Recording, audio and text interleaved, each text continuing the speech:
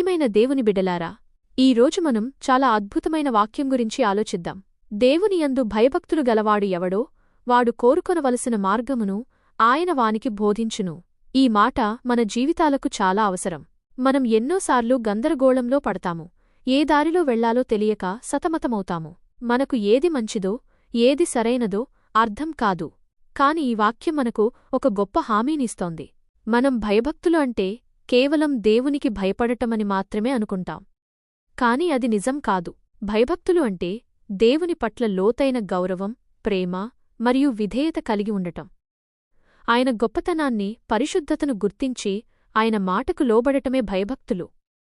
మనం దేవుని పట్ల ఈ విధమైన వైఖరి కలిగి ఉన్నప్పుడు ఆయన మన జీవితాలను నడిపించడానికి ఇష్టపడతాడు.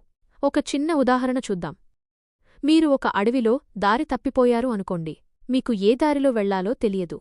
కాని అక్కడ మీకు ఒక గైడ్ నడిపించే వ్యక్తి దొరికాడు. ఆ గైడ్ ఆ అడవిలో అన్ని దారులు తెలుసు. మీరు ఆయన్ని నమ్మి ఆయన చెప్పినట్లు వెళ్తే సురక్షితంగా బయటపడతారు. ఆ గైడ్ పట్ల మీకు నమ్మకం, గౌరవం ఉండాలి. అలాగే మన జీవిత ప్రయాణంలో దేవుడు మనకు గైడ్ లాంటివాడు. ఆయన మనకు ఏ దారి మంచిదో ఏ దారి క్షేమమో తెలుసు. మనం ఆయనను నమ్మి ఆయన మాటకు లోబడినప్పుడు సరైన మార్గాన్ని ఆయన మనకు చూపిస్తాడు. మనం జీవితంలో మంచి నిర్ణయాలు తీసుకోవాలి అంటే దేవుని దగ్గర సరైన మార్గదర్శకత్వం పొందాలి. మనం ఏ ఉద్యోగం ఎంచుకోవాలి, ఎవరిని పెళ్లి చేసుకోవాలి, ఏ పని చెయ్యాలి, ఇలాంటి ప్రశ్నలకు మనకు జవాబులు కావాలి. ఈ వాక్యం ప్రకారం దేవుని పట్ల భయభక్తులు కలిగి ఉన్నవారికి దేవుడు ఆ మార్గాన్ని బోధిస్తాడు. ఆయన మన హృదయాలను సరిచేస్తాడు, మన మనసులను వెలిగిస్తాడు, మనం వెళ్లవలసిన దారిని స్పష్టంగా చూపిస్తాడు.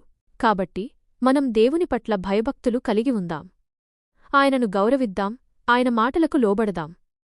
అప్పుడు మన జీవితంలో ఏ నిర్ణయం తీసుకోవాలన్నా, ఏ మార్గంలో వెళ్లాలన్నా దేవుడు మనకు సరైన మార్గం చూపిస్తాడు. ఆయన మనకు ఉత్తమమైన దారిని ఎంపిక చేసి మనలను ఆశీర్వదిస్తాడు. మనం దేవుని చిత్తానికి అనుగుణంగా నడిచినప్పుడు మన జీవితాలు సంతోషంగా, సమాధానంగా ఉంటాయి. ఆమేన్.